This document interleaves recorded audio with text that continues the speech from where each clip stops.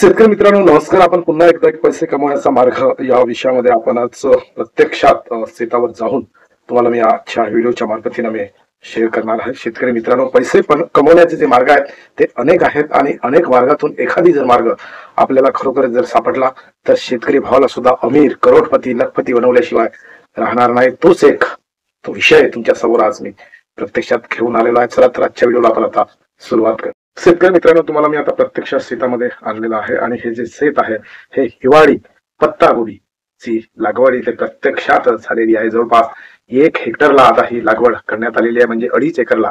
तर 1 एकर मध्ये जवळपास 4 लाखाचं उत्पादन आपण घेऊ शकतो. हे तुम्हाला आजच्या व्हिडिओच्या मार्फतीने प्रत्यक्षात मी तुम्हाला जे दाखवत आहे हे सत्य आहे आणि खरंच गोष्ट हे सत्य आहे. कारण हे हिवाळीची पत्तागोबी आहे, याला खूप मागणी असते.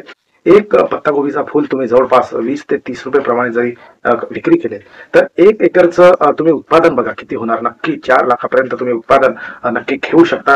हे खरंच तुम्हाला आजचा जो चित्र जो दिसत आहे हे आता जो जवळपास हे 15 ते 20 दिवसाच्या अंतरामध्ये हे मार्केटला नक्की पत्तागोबी उपलब्ध होईल.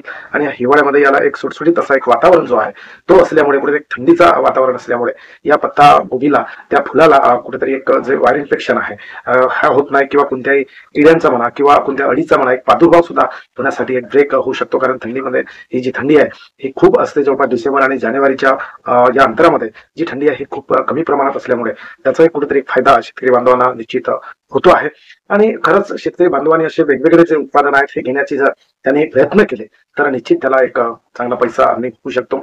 आता हिवाळ्याच्या पूर्वी म्हणजे खरीप हंगामामध्ये आपण समजा कोणी धानाची शेती करत असेल, कोणी पराठीची शेती करत असेल, कोणी सोयाबीनची शेती करत असेल, ही संपल्यानंतर तुम्ही डिसेंबरमध्ये याची जर लागवड केली तर तुम्हाला 2 महिन्याच्या अंतरामध्ये म्हणजे डिसेंबर जानेवारी तर तुम्ही मार्केटला फरवरीमध्ये नक्की याचं एक विक्रीला तुम्ही नेऊ शकता. आणि जानेवारीच्या नंतरचा जो पिरियड आहे हा पाण्याचा सुद्धा स्रोत थोडासा कमी होतो, कारण पाण्याची जी खोली आहे ती खाली जातो. आणि अशा वेळी मग या व्हेजिटेबलला, या पत्तागोबीला कुठेतरी एक चांगला भाव होतो. म्हणजे एक पत्ता तुम्हाला जवळपास 20-30 रुपये, अखेर शेवट 40 रुपये तुम्हाला जर मिळाले तर त्याचा कुठेतरी फायदा शेतकऱ्यालाच होणार आहे. तर असे वेगवेगळे व्हेजिटेबलचे जे फार्मिंग आहेत हे तुम्ही कोणत्या युट्यूब चॅनलवर सर्च करून बघा. तुम्हाला कशा पद्धतीने त्याची लागवड केली जाते, ती लागवड कशी करायची, जर कोणताही रोगांचा प्रादुर्भाव झाला तर त्याच्यावर कोणत्या कीटकाचं फवारणी करायची, हे सुद्धा तुम्हाला डिटेल असे व्हिडिओ तुम्हाला उपलब्ध नक्की आहेत. वेगवेगळे फार्मिंगचे चॅनल आहेत. इस्रायल देशातलं जे फार्मिंग आहे नंबर 1 वर आहे, की ते जगाला व्हेजिटेबल पुरवू शकतो असं एक इस्रायल देश आहे. तिथले तुम्ही एक व्हिडिओ तुम्ही युट्यूबवर बघू शकता. आम्ही युट्यूबवर भरपूर असे फार्मिंगचे व्हिडिओ बघतो आहे आणि व्हिडिओ बघूनच आपण हे व्हिडिओ बनवतो आहे, की जेणेकरून शेतकरी भावाला कुठेतरी त्याचा एक फायदा व्हावा.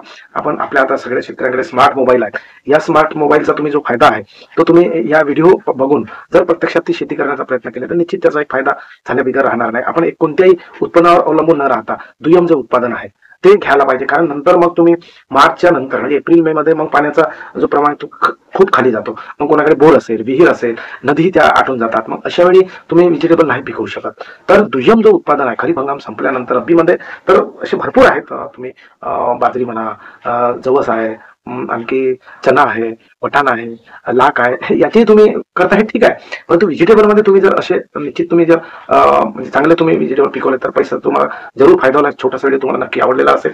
चॅनलला सबस्क्राईब करा, व्हिडिओला लाईक करा आणि शेअर करा. जय जय महाराष्ट्र, जय किसान.